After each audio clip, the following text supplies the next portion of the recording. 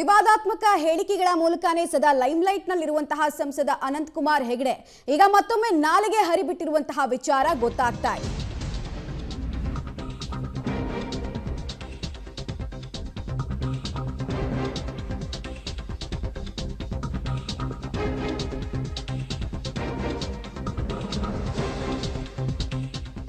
ಪಕ್ಷಕ್ಕೆ ಆದ ಮುಜುಗರವನ್ನ ತಪ್ಪಿಸೋದಕ್ಕೆ ಮಾಧ್ಯಮಗಳ ವಿರುದ್ಧ ಬೊಟ್ಟು ಮಾಡಿದ್ದಾರೆ. ಮಾಧ್ಯಮಗಳ ವಿರುದ್ಧ ಬಾಯಿಗೆ ಬಂದಂತೆ ಸ್ಟೇಟ್ಮೆಂಟ್ ಅನ್ನು ಕೊಟ್ಟಿದ್ದಾರೆ ಮಿಸ್ಟರ್ ಅನಂತಕುಮಾರ್ ಹೆಗಡೆ ಅವರು.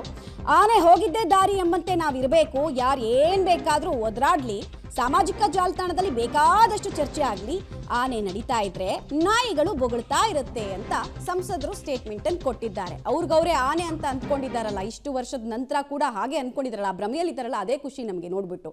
ಇಲ್ಲಿ ತನಕ ಉತ್ತರ ಕನ್ನಡದಲ್ಲಿ ಒಂದೇ ಒಂದು ಮಲ್ಟಿ ಸ್ಪೆಷಾಲಿಟಿ ಹಾಸ್ಪಿಟಲ್ ಇಲ್ಲ, ಇವ್ರ ಅಭಿವೃದ್ಧಿ ಏನು ಅಂತ ನೋಡಿದ್ರೆ ದುರ್ಬಿನ್ ಹಾಕೊಂಡು ಹುಡುಕ್ಬೇಕು ಅಂತವ್ರು ಇಂಥ ಸ್ಟೇಟ್ಮೆಂಟ್ಗಳನ್ನು ಕೊಡೋದು.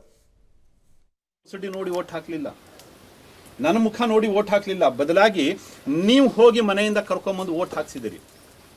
ಇವತ್ತು ದೇಶವನ್ನು ರೂಲ್ ಮಾಡೋ ಪಾರ್ಟಿಯ ಜನ, ನೀವು ದೇಶವನ್ನು ರೂಲ್ ಮಾಡೋ ಪಾರ್ಟಿ ಜನ, ನಿಮ್ಮ ಧ್ವನಿ ಹೇಗಿರಬೇಕು?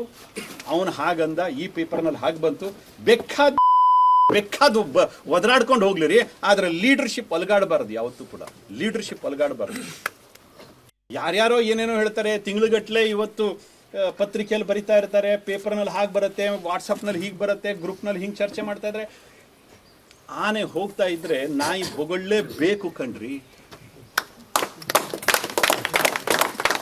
ನಾಯಿ ಬೊಗಳದೇ ಇದ್ರೆ ಆನೆಯ ನಡಿಗೆಗೆ ಗತ್ತು ಬರೋದಿಲ್ಲ.